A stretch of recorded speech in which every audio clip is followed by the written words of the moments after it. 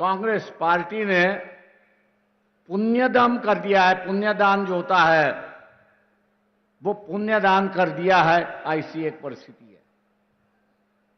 मतलब यहां एक राज्य बनाने के लिए किसी को बलिदान देना पड़ता है और बलिदान के बाद ही यहां पर राज्य बनते हैं, ऐसी एक परिस्थिति है। वही बात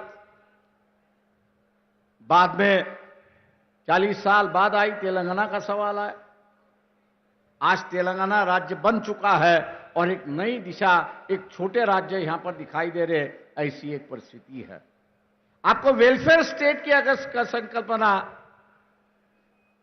वेलफेयर स्टेट की अगर संकल्पना आपको मंजूर करनी है तो राज्य छोटे होने, ये जो बाबा साहब की डिमांड थी वो आज मेरे ख्याल से कई राज्यों में मांगी जा रही है। और इस अवसर पर मैं ये कहूंगा कि व्यवस्था ही बाबा साहब को यहां पर जिंदा रखती है, ऐसी एक परिस्थिति है। व्यवस्था ही यहां पर जिंदा रखती है, ऐसी एक परिस्थिति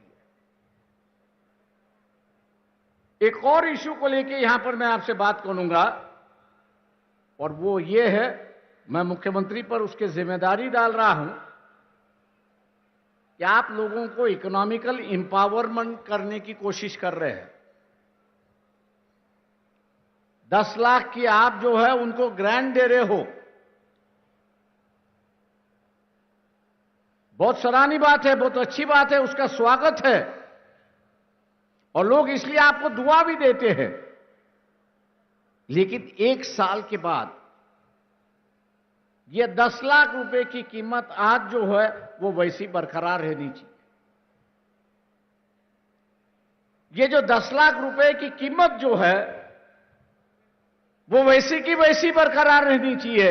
ये सबसे बड़ा बाबा साहब का इशू था और उन्होंने ये कहा था कि जब तक हम लोग रुपए की कीमत, वैल्यू ऑफ रुपी, इसको हम लोग जब तक स्टेबलाइज नहीं कर पाएंगे, इसको जब तक हम लोग स्टेबलाइज नहीं कर पाएंगे, तब तक हम लोग कितना भी पॉवर्टी एलिवेशन का कार्यक्रम अगर करते रहे तो वैल्यू की कीमत जैसे नीचे बढ़ जाएगी वैसे उसकी गरीबी भी नीचे चलती जाएगी। और इसलिए आज के मुताबिक बाबा साहब की जयंती पर हम लोग ने इस बात को गौर करना चाहिए कि जब तक प्राइस स्टेबिलिटी होता नहीं है,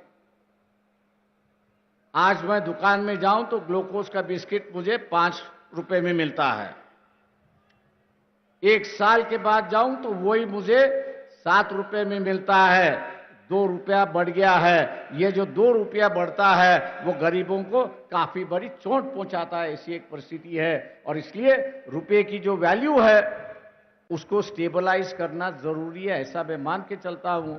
और मुख्यमंत्री होने के नाते एक मुख्यमंत्री अगर इसकी शुरुआत करे तो हो सके कि देश के मुख्यमंत्री भी आपके पीछे चलने की कोशिश वहां पर करेंगे और ये जिम्मेदारी आप इस जयंती के अवसर पर लेंगे, ऐसी मैं अपेक्षा आपसे करता हूं।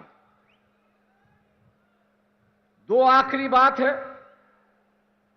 मुझे पता नहीं इस हैदराबाद का और बाबा साहब का क्या संबंध था, वो मुझे जानकारी नहीं है।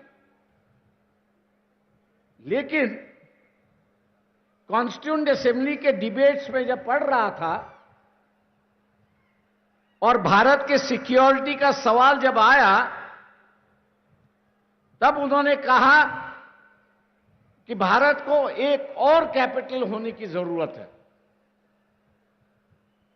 एक और कैपिटल होने की जरूरत है। और जब उनसे पूछा गया कि दूसरा कैपिटल कहां होना चाहिए तब उन्होंने हैदराबाद सिटी का नाम लेके कहा कि सेकंड कैपिटल जो है वह हैदराबाद में होना चाहिए,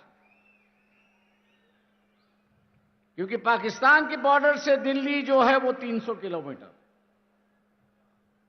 चाइना की बॉर्डर से दिल्ली हम लोग देखा जाए तो 500 किलोमीटर बॉर्डर है। और इसलिए उन्होंने कहा कि जब तक हम लोग दूसरा कैपिटल बनाते नहीं तब तक जो है हम लोग सुखरूप है, वी आर सिक्योर्ड, ये नहीं हो सकता। और इसलिए उन्होंने जो है वो हैदराबाद को सेकंड कैपिटल होने की मांग की थी, उस वक्त पूरी नहीं हुई। शायद मेरे ख्याल से तेलंगाना दोबारा इसको मांग करेगा तो सेकेंड कैपिटल ऑफ इंडिया जो है वो हैदराबाद यहां पर बन सकता है, ऐसी एक परिस्थिति।